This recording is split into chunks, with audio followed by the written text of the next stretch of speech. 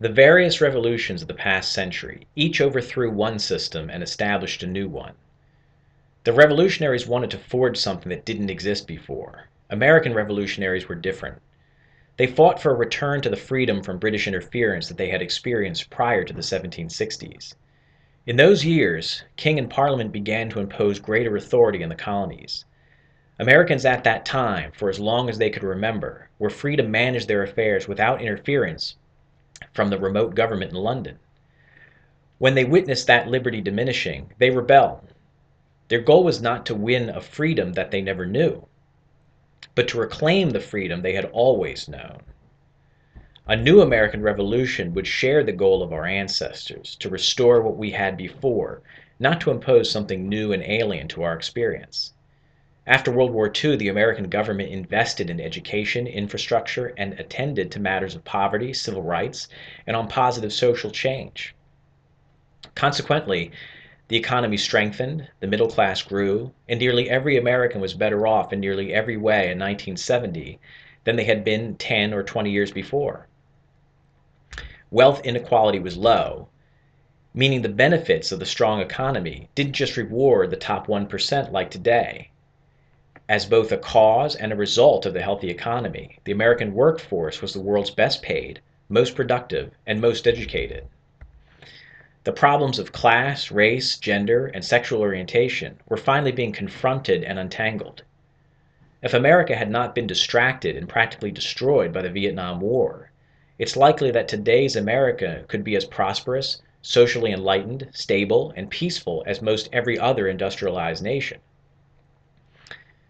But that America, the one that worked towards social justice, that tried to eliminate poverty, that didn't allow most of the nation's wealth to be locked in the vaults of a few families or corporations, that had leaders of conviction, that regulated the risk takers in banking and in the stock market, that invested in schools and roads, that was clearly a country that was rising, that is the America we want again. A new American Revolution should strive to dismantle and discard the corrupt and oppressive system built by self-interested politicos and robber barons, and to return the destiny of the country to the average citizens whose fates they now control.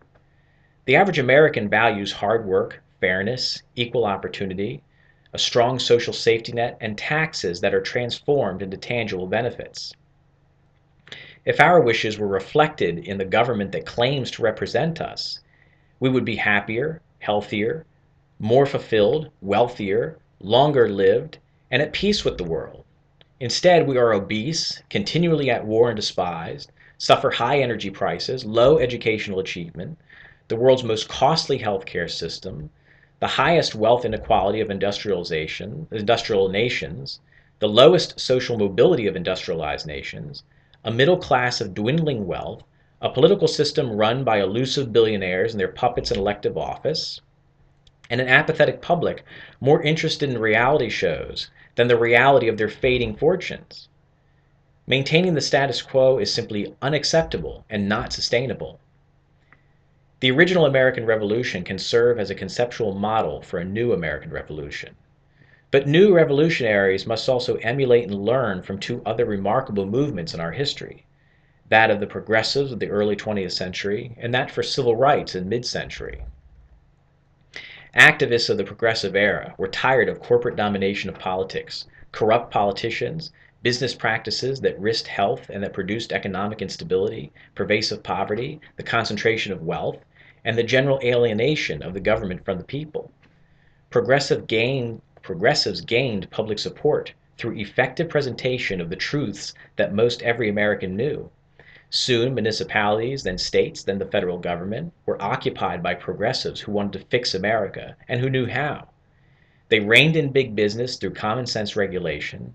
They passed consumer protection laws. They updated the Constitution to authorize the collection of a progressive income tax and for senators to be elected by the people rather than by state legislatures. By experimenting with different designs, they made local and state government more responsive to voters' wishes. And with the 19th Amendment, progressives created new voters by universally enfranchising women. The progressive era was a consequence of Americans' disgust by the excesses of the Gilded Age and by a society whose every facet favored the rich and powerful at the expense of the poor and weak.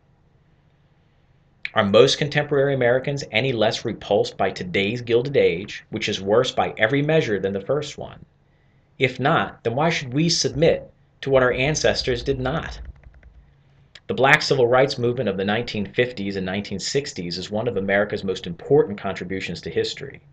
An oppressed, violated, powerless, and mostly poor people, with morality and the ethics of nonviolence as their only tools, revolutionized the country.